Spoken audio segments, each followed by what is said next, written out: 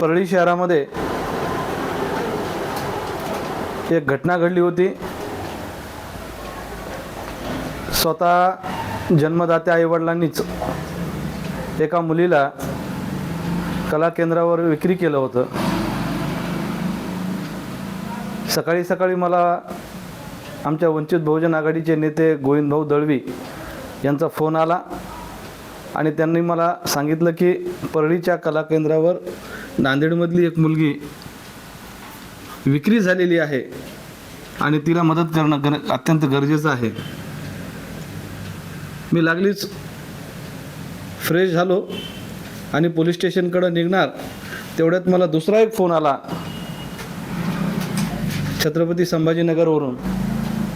आमचे प्रशांत बोराडे यांनी सुद्धा सांगितलं की अशी अशी घटना घडली आणि आपण जाऊन तिथं त्या मुलीला कला केंद्रामधून बाहेर काढणं अत्यंत गरजेचं आहे। मी लागलीच पोलीस स्टेशनला गेलो। पोलीस स्टेशनला जात असताना मला मुलीचाच फोन आला आणि मुलीनं विनंती केली की दादा माझ्यासोबत अशी अशी घटना घडलेली आहे, मला या दलदलीमधून बाहेर काढा। आणि मुलगी मोबाईलवरच रडू लागली। मी तिला धीर दिला आणि तिला सांगितलं की रडू नको, अर्ध्या तासामध्ये मी तुला तिथून बाहेर काढीन। मी लागलीच पोलीस स्टेशन गाठलं। पोलीस स्टेशनला जाऊन तिथं संबंधित जे काही API होते सदानंदजी मेंढके साहेब त्यांना हा घटनाक्रम सांगितला। त्यांनी सुद्धा तेवढ्याच तत्परतेनं आपण मुलीला बिलकुल सोडू असं मला आश्वासन दिलं। मला जे मुलीचा फोन आला होता त्या मुलीचं जे काय संभाषण असेल मी मेंढके साहेबांना ते ऐकवलं। त्याच्यानंतर त्यांना सुद्धा खूप वाईट वाटलं आणि त्यांनी सांगितलं की आता त्या मुलीचे जर नातेवाईक इथे येऊन गुन्हा दाखल करत असतील किंवा तक्रार देत असतील तर आपल्याला लागलीच त्या कला केंद्रामध्ये जाता येईल। तेवढा वेळ नव्हता म्हणून मी त्यांना सांगितलं की मी स्वतः तक्रार देतो, आपण लागलीच त्या मुलीच्या सोडवण्यासाठी आपण तिथं गेलं पाहिजे, नाहीतर त्या मुलीचं तिथून सुद्धा ती मुलीला दुसरीकडे कुठंतरी पाठवू शकतात। आणि म्हणून त्यांनी मला होकार दिला। मी लागलीच एक कागद घेऊन मी स्वतः फिर्यादी होऊन पोलीस स्टेशनला मी अर्ज दिला, तक्रार अर्ज। आणि त्या तक्रार अर्जावर API असतील PI साहेब असतील त्यांनी तात्काळ गाडी काढली आणि कला केंद्र गाठलं। मी सुद्धा त्यांच्यासोबत पाठीमागून मोटरसायकलवर गेलो। त्यांनी तिथलं सगळं त्यांचं प्रोसेस केलं, चौकशी केली आणि त्या मुलीला ताब्यात घेऊन पोलीस स्टेशनला घेऊन आलो। या दरम्यान तिचा नवरा हा माझ्या संपर्कातच होता। मी त्याला सांगितलं तुझी बायको सुखरूप आहे, तिला आम्ही पोलीस स्टेशनला घेऊन आलो, परंतु तू पोलीस स्टेशनला येणं अत्यंत गरजेचं आहे।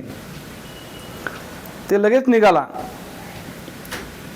परंतु मेंढके साहेबांनी मला सांगितलं की तिच्या नवऱ्याला जर बोलवत आहेत ठीक आहे, तिच्या आईवडिलांना सुद्धा बोलवणं गरजेचं आहे, कारण मुलीला नवऱ्याकडे जायचं आहे की आईवडिलाकडे जायचं आहे हे तिच्या मनावर आहे।